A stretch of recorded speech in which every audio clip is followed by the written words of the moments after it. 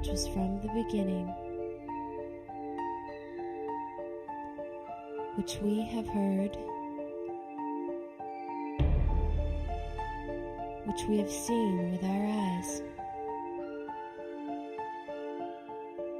which we have looked upon, and our hands have touched. The Word of Life.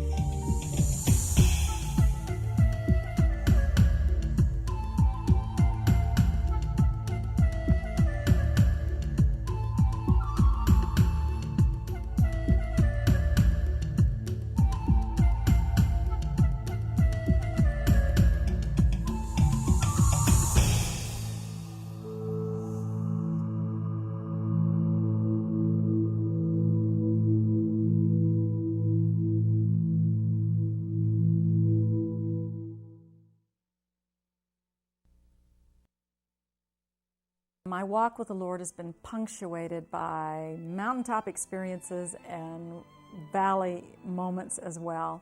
And I've lived a lot of time on the valley floor, and I know a lot of people call them either dark nights of the soul, or they call them desert experiences, and I like to refer to them as desert experiences. My first desert experience was when I was diagnosed with cancer, and it required a complete hysterectomy. And that left me unable to have children. So I always know that when things are going bad, God is up to something good. And I found a lot of comfort in reading the scripture, Proverbs 113:9, where he settles the barren woman in her home as a happy mother of children. As a result of not being able to have children, my husband and I applied for adoption, and we had 2 children from Korea that we received into our home. It gave me a deeper understanding and an appreciation of how God adopts us. He says that we're no longer foreigners, no longer aliens, but we're all members of God's household, with Christ Jesus being the cornerstone. My second desert experience came when I had pneumonia. And I walked around for months with it undiagnosed, kept having a lot of physical problems. And finally I went to a doctor and I said, something is wrong here. And so they put me in the hospital, and they did a very simple procedure, which is called a bronchoscopy. It's something that they do all the time. They told me that once they were finished with this procedure, where they were going to look on the inside of my lungs, that I would walk away from the hospital probably with nothing more than a sore throat. Well, I went away from the hospital with a lot more than that. I ended up with a very raspy, changed voice. It was hoarse all the time. And that hoarseness never went away. I have been a singer all my life with clear bell tones, and here I am suddenly struggling to get that kind of tone in my voice again, and it was no longer there. And this went on for months, and it was, to me, an ugly sound, and I thought, I guess I'm going to have to give up singing. Nobody's going to want to listen to this voice. And my husband kept telling me, let's make a tape that we can minister on weekends just in our local area. And I said no. I kept saying no because I figured nobody's going to want to listen to this voice. And he kept persisting. And finally, just to get him to shut up, I said, okay, I'll make the tape. And so we did. And a friend of ours took that final tape and sent it to a recording company in Nashville. And they called me. And again, here is something that's bad that God is turning into good. They signed me to a record contract because of that raspy voice. They liked it so much. And it opened up a whole new vista for me, a whole new world of ministry opportunity, something I never would have had if I hadn't had the pneumonia and had the bronchoscopy. My third desert experience came when I was diagnosed recently with thyroid disease. And I've had to work through a lot of chronic fatigue and other health issues to function just on a day-to-day basis. Again, God has shown that He's working for the good, because every day He makes me walk out 1 Corinthians 1:27, which incidentally is my life verse, and I find that really amazing, that He chooses the weak things of the world to shame the strong, so that no one can boast unto themselves, but can only boast in the Lord. So He's given me stamina that I didn't think would be possible. My fourth desert experience was also being diagnosed, coming on the heels of the thyroid disease, being diagnosed with alopecia, and it's a condition in which you lose all of your hair. I haven't seen anything good come out of that yet. I'm still waiting on God for that one. But I did find a scriptural reference. It says, I think it's in Leviticus 13, it says when someone's lost their hair, they're clean. So I consider myself to be real clean. My next experience that I want to share with you, I wouldn't call a desert experience. I would call it a really dark period, a dark night. Is 9 days prior to my just taping this testimony, my mother passed away unexpectedly. So I'm going through, as you're watching me give this testimony, a lot of grief in my life. We should consider it a joy when we experience pain and suffering right along just the way Christ experienced it through his crucifixion and his dying on the cross. Through these experiences that we go through these hard times, it's the testing of our faith and our perseverance. I liken us to being rough diamonds, and that God is the master stone cutter.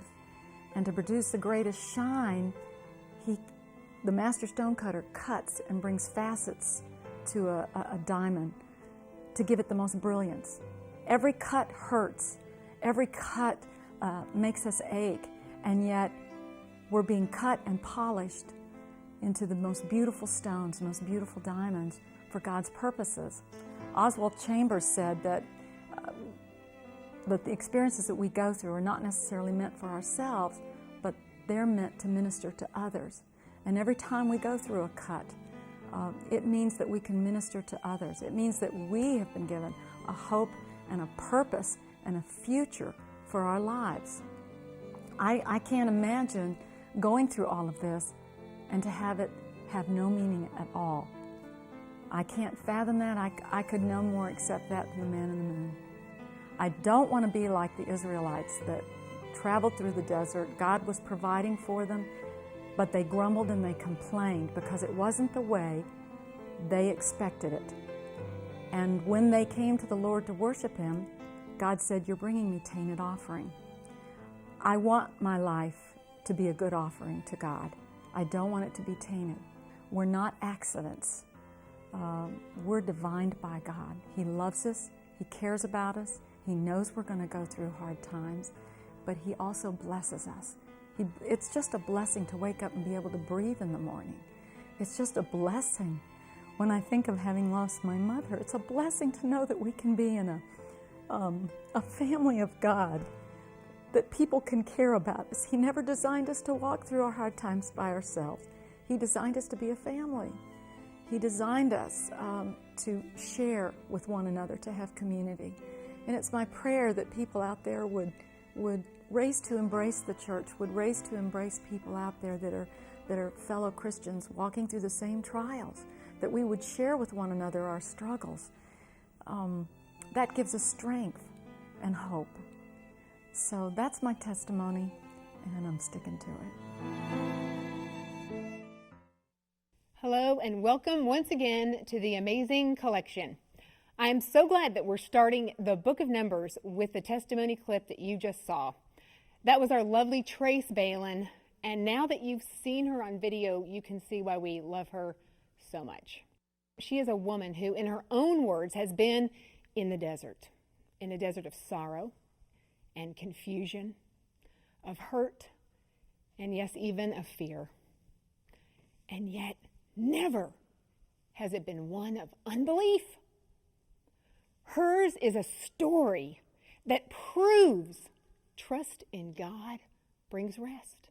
Hers is a story that proves belief brings rest. And that is why I brought a pillow that says belief on it. Actually, the Israelites that we've been studying about started out really well. They started out believing and trusting God, and they were cocooned in his rest. But doubt and pride and fear crept into the ranks, and it was gone. And so was their rest. As you know, we are in the series of the Pentateuch, and we're in the fourth book, the book of Numbers. They've all been written by Moses. And so far, Moses has been one of the main characters of faith in each book, but he's not in this one. Isn't that sad? Actually, the characters of faith are Joshua and Caleb. The unbelief of Moses even brought unrest for him. The book of Numbers is always getting a bad rap. The truth is, I'm going to tell you right now, it's an interesting book. It is full of insights and stories and truths for every generation, for you and for me.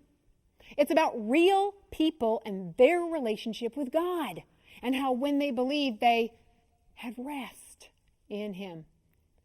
Numbers has all kinds of titles, and I'm going to run through a few of them quickly because you've probably heard them. And one of them is the Book of Murmurings. And that's because of all the complaining the Israelites do. They complain about every good gift of God's: the food, the water, the leadership, the meat. Another is the Book of Wanderings, or maybe you've heard of the wilderness wanderings. Well, that's accurate too, because a trip from the Exodus to entering the Promised Land ended up taking 40 years. 40 years, and hundreds and thousands of lives were lost. The Hebrews have two names for the book of Numbers. One is in the desert, and that's because of those dry times we have in our life, those ones that we experience that we don't quite understand, the ones Trace was talking about. And yet I want you to remember that the Israelites' unbelief is what brought their desert experience. The Hebrews also call this book, "And the Lord Said." That phrase is seen 150 times in this little book. And the Lord said, that personal relationship.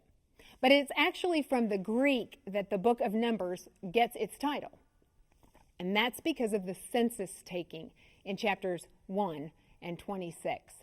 See, God wanted Moses to number the people, count the people. He's preparing them to go in to fight a war. He's building up an army. He wants them ready. He wants them numbered. He wants them organized and assigned. And it's because of those census that we gave you the outline that we did today. That in the first division, the first 10 chapters, God is preparing those people, the first generation Israelites, to storm into the Promised Land. What He had in mind was something just as dramatic and miraculous and powerful as the Exodus from Egypt. That's what He wanted for them. That's what He was getting Moses ready to get them ready to do. But that's not what happened. And the second division, the next 12 chapters, God is preventing them from entering the Promised Land because of their unbelief. But we end on an upbeat note again, and that's our third division, where God prepares the second generation of Israelites to go into the Promised Land because they're back believing and resting in God. If you haven't already, open your Bibles to Numbers chapter 1. We're going to jump right into that first division. When we meet Moses and the Israelites, they are still parked at the foot of Mount Sinai. Remember, you just spent a month studying with them at the foot of Mount Sinai in the book of Leviticus. But really, it had only been 13 months since this great celebration of freedom in the book of Exodus. So here they are. They're still camped at the bottom of Mount Sinai. And right, first line, the Lord says to Moses, I want you to take a sentence. And in verse 3, He gives the specifics. I want you to number all the men 20 years and upward. He wanted the able-bodied men. Why? Because He's building an army. So in that first division, the three things that God's going to ask come right in a row. God prepares the Israelites to enter the Promised Land by 1, taking a census, 2, by cleaning them up, by cleansing them, and 3, in a time of communion. Now remember, this had to be pretty exciting. These folks were slaves. They had never been free. They'd never governed themselves. And here they are, as Pat told you in the book of Exodus, probably 2 million to 2.5 million people strong. Taking a census had to be a pretty large undertaking. Managing them had to be a pretty large undertaking. So the census served so many purposes. Number one, it let them see their numbers, which we see in verse 46, totaled over 600,000 men. 603,550 men that were able to go to war. And remember, that's not counting the Levites. In chapter 32 of Exodus, remember, they were set aside to take care of the tabernacle. They had a different job. They were not even counted amongst that army. But God wanted them numbered, and Moses was the perfect guy to do it. Most of these other people were uneducated. They'd never been allowed to serve in an army or given assignments of duties and jobs like God's going to give them. Moses was the only one that had been trained not only in Egypt by the best of teachers, but in Pharaoh's own court. He had learned the most accurate method of census taking. Isn't it amazing to see how God put all those pieces together? But besides numbering them for the army, it was time to get them organized. And God knew that the census would help bring that about. Each tribe was labeled with a banner. I want you to picture this in your mind's eye. These are millions of people in a valley. It would be like one of our modern day cities moving around in a herd. And God's a God of order, isn't he? He's a God of order. He didn't want chaos for his people. So he set them in accordance to tribe, and each tribe had a banner. Now, we in Atlanta, when we're driving down a major highway, we see Alpharetta, Sandy Plains, Dunwoody. In their camp, it was Dan, Asher, Gad, Manasseh. Their banners surrounded the Ark of the Covenant. God even organized them when resting or marching. He said to Moses, I want you to organize them. And the hallmark response of these people in the first 10 chapters is, the Israelites did all that the Lord asked. And they did it. They organized exactly the way God commanded. They surrounded the Ark of the Covenant.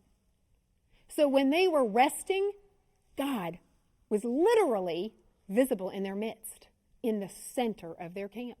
And when it was time to march, he said to Moses, I want you to organize the people for marching, the tribes according to what I say. And the people did as the Lord commanded. And when they would march out to war or to a new location, the Ark of the Covenant was in front of them. So they could see God going before them in all things. And God didn't stop right there. He didn't just stop with the census and with leadership and with banners and with organization and duties assigned to each tribe for not only working for him, but for worshiping him. But he gave them a way to communicate. You know, they couldn't instant messenger each other or email or count on the long distance. So God said to Moses, have them institute a signal with trumpets. They'll know when it's time to leave, when it's time to come worship, when it's time to come to the tent of meeting. They'll know if they're under attack with these trumpets. And the people did, can you finish this with me? All the Lord commanded, again and again. From there, God said, all right, Moses, collect everybody. We are getting ready to go into war, and you need to look different, as you learned in Leviticus. My people are holy. I'm going to clean them up. We're going to absolutely ordain every priest that is going to come in contact with the Ark of the Covenant. We are going to clean out the tabernacle. We're going to sanctify, set apart all the warriors. And the people did as the Lord commanded. They removed all the illness and impurity from camp. And that was also practical for their own protection, so it would not spread disease before they started to go into war. They did as the Lord commanded, time and time again. Then God, through Moses, said to the people, I want to celebrate the Passover. We haven't done this for 13 months, and I want you to do this always in remembrance of what I did for you. This wasn't just a pre-game meal. It wasn't just strapping on the food bag to be ready to go to war. It was also spiritual feeding, so they could remember God's power, his victory, and his promises. And the people did all that the Lord had commanded. They were in perfect communion with God. It was a time of great rest. They trusted in him, and that belief brings rest. When I first read those first 10 chapters, it reminded me of a story that I had read about shortly before studying Numbers, about the Yorks, the sweet couple who had been married most of their lifetime, some 50 some odd years. The wife, Flossie, was diagnosed with Alzheimer's. Park loved the job of caring for his wife, Flossie. He said she deteriorated rapidly. He had to do everything for her. He had to clothe her and feed her and care for her and get her places. And yet there was this sweet communion, this dependence, this trust in between the two of them. And he said, this was his quote, "There are times when Flossie looks at me and I can see that trust in her eyes, that utter dependence, and it pleases me so. That makes it worth it." And I feel like that's probably what God had with the Israelites during this time. They depended on him for manna and water and clothes that never wore out. He gave them the pillar of fire and the cloud for travel. They were utterly dependent on him, believing and trusting in him. And that's where he wanted them, because it was time to put their little shoes, little sandals on the road to the promised land. Which takes us to division number 2. Don't you wish we could just stay camped at Mount Sinai where they're doing it all right? But we can't. We're going to move into division number 2. And you might want to turn in your Bibles with me to chapters 13 and 14, because those are the most important ones. Sadly, it ends up being the heart of this book. Now, when we get to chapters 13 and 14, it's only 20 days after taking the census. I mean, they were on a roll. They took the census. They did everything God said. They're moving out, and they're only taking an 11-day trip. They're on their way to Kadesh Barnea, and you can see that on your map, that they're leaving Mount Sinai and they're heading north to Kadesh Barnea. That is the southernmost part of the Promised Land, the southernmost part of Canaan, and that's the next place they're going to camp. That's where God wants to get them, because that's the best route into the Promised Land. So here they go. They're 3 days into an 11-day trip, and the complaining starts. Matter of fact, that's one reason God prevented them from going into the Promised Land, because of the complaining, the grumbling, and the disobedience. They're 3 days into this trip. Now remember, God has provided everything, and he's still providing everything. And they start saying, "This is too hard." It's just like your children on a trip. When are we going to get there? He's touching me. She's looking at me. And God gently gives them a little swat on the bottom in the form of a plague.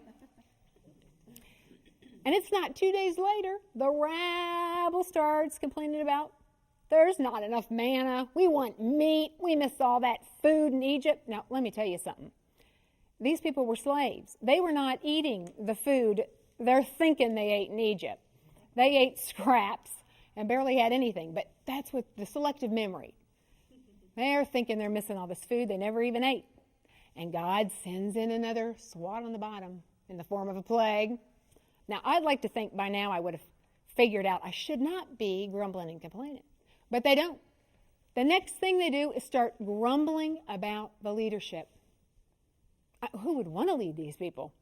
They start grumbling about the leadership. Now, this leadership had been chosen by God. Even Miriam and Aaron, Moses' brother and sister, get in on the act. They start complaining about Moses. Miriam takes the brunt of that little swat on the bottom in the form of leprosy. She's sent outside of the camp for 7 days. But Moses intercedes and God forgives. And yet there's a clear pattern here, ladies. Every time they grumbled and complained, God followed through with a discipline. Someone asked me, why would he do that? I mean, it's not like they were being super rebellious. They weren't killing each other. It wasn't a form of idolatry. And I really had to think about it. And you know what I've decided? Any form of grumbling and complaining is an attack on God's character. These are good gifts from him. And it's an attack on his character. He has to do something about it for our own sakes. The second part of that is that grumbling and complaining is verbal rebellion. And that kind of rebellion almost always leads to rebellion in action. And sadly, that's what took place with the Israelites. And the next thing we see is their disobedience. I want to set the scene. They finally made it all the way through this 11-day trip, and they are on the edge of the promised land. They've arrived. They're on the cusp of a victory. 600,000 men could have fallen into that land and taken it. They're right there, and Moses says, okay, it's time for a recon mission. I mean, think about it. With all his military training, he knew they couldn't just storm in without a plan. So he sends a leader from each tribe into the promised land to scout it out. Those 12 guys come back 40 days, and I want you to remember that number, 40 days later, and they have loot so big that it takes 2 of them to carry the grapes. And they ask for a report, and 10 of the spies that went into the promised land say, never mind, we can't do it. Those guys are way too big for us. As a matter of fact, they're giants. And they think of us as grasshoppers. I mean, and we look like grasshoppers compared to them. But Joshua and Caleb, in chapter 14, verse 9, 14:9, plead with the people, plead with the spies. This is what they say. Do not rebel against the Lord, and do not fear the people of that land, for they will be our prey. Their protection has been removed from them. The Lord is with us. Do not fear them. The other spies had made the enemies giants. They had made fear a giant. They'd made themselves grasshoppers, but worse than that, they made God a grasshopper in the vision of all these other people. And the rebellion occurs. And they tell God, no, we're not going. We are not going. And no, in any form, is rebellion. I know some of you have 2-year-olds and you've heard cute little no's or no, no, no, no, no, no, no. A no is a no is a no. That is rebellion, no matter how cute it looks. And God says, this is the deal. I want to blow you off the face of the earth, but I'm not going to. I'm just going to have this generation die off. Those of you who do not believe. And instead of going into that promised land, I'm going to prevent you from going in there. You are going to wander in the wilderness for 40 years to match the number of days your spies went in. 40 years until they had all died off. Listen to me. They could have had everything right then. The property, the blessings of God, all the promises fulfilled. They could have had it all. And now they have nothing. Just regret. No profit, no progress, nothing. But death. The smell of it. Like Pat said, it would have been way too many funerals for me to go to. The joke is, the only happy person was the undertaker. He's surely the only one to make a profit. The whole point is that their unbelief brought unrest. It brought unrest. And they ended up wandering around with no purpose for 40 years. They stayed in an 85-mile radius, went to 16 different places. It must have looked like spaghetti on a plate. Unfortunately, I can relate to their bad choice. Early in my marriage, and I mean early, on the way back from the honeymoon, we moved into my husband's bachelor pad, and it was such a bachelor pad. 2 lazy boy chairs, a humongous big screen TV, and a stereo sitting on top of it. That's what he called home. But the worst part was the waterbed. The waterbed, and it was hideous. And he never even thought to put it against a wall. This enormous California King waterbed sat in the middle of the room. Well, it didn't take me long to start grumbling and complaining about the decorating. All I wanted to be was married, and now I was, and I was finding everything wrong with it. My husband helped me move around the living room, but he said, listen, just leave that waterbed where it is. I know you're dying to get rid of that thing. We're not going to, but I will help you put it in a better spot. But you wait for me to do it, because it's too big. I'm afraid you'll get hurt. Well, no sooner did he leave than I talked myself into another way to get around that. I didn't want him to come home from work and have to deal with this waterbed. So I went and got the directions out, the hoses, and hooked that waterbed up and drained it into the tub. No time at all, it was flat. It was a breeze, no biggie. And I scooched that thing where it needed to be in the room, where it was still hideous, but at least it was in a better spot, and reversed the process. Turned the hose on, plugged it into the bed, and went downstairs. I got really tired working on that bed and eventually fell asleep and woke up to a screeching, shrilling sound upstairs. Well, right away I knew it's the waterbed.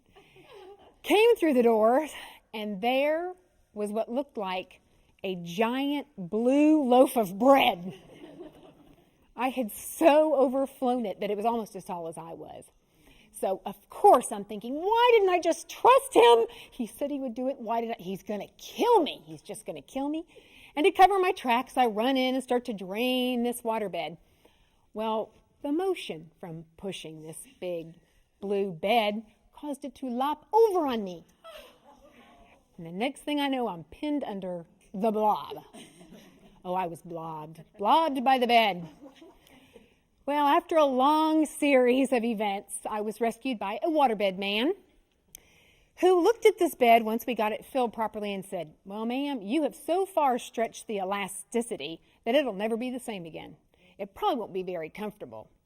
Well, that was the understatement of the year, because every time I got on that bed, I went straight down to the plywood bottom. It was like sleeping in a water coffin. But the worst part was when Mike got on it. His 300-pound body on one side went right down to the plywood valley, and I would pop up on Mount Blob. It was like trying to sleep on a beach ball. It's impossible. There's no way to do it. So never again did I have a good night's sleep on that bed. The moral of the story? Unbelief brings unrest. Well, the same thing happened to these folks. Unbelief brought unrest. But that's not the end of the story. No, we're going to meet the second generation.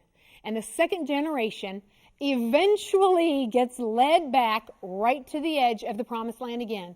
They went all around the plains of Moab, like I said, like spaghetti noodles on a plate. And God, in his great mercy, takes them through the same thing.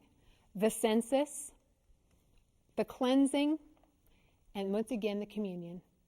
Only this time, the census was not taken by Moses and Aaron. You see, before they actually got to this part, there's a few little stories I just want to whet your appetite with. There's Korah and the rebellion. You need to find out about that. There's Balaam and a talking donkey in there. There's also the fiery serpents that went through a camp. And I want to tell you, that picture is so important that Jesus refers to that himself. When Moses lifts up the bronze serpent in the desert, Jesus uses that illustration to refer to his own crucifixion. So please read this. I'm skimming. I want you to get the meat of it. It makes it so much more meaningful.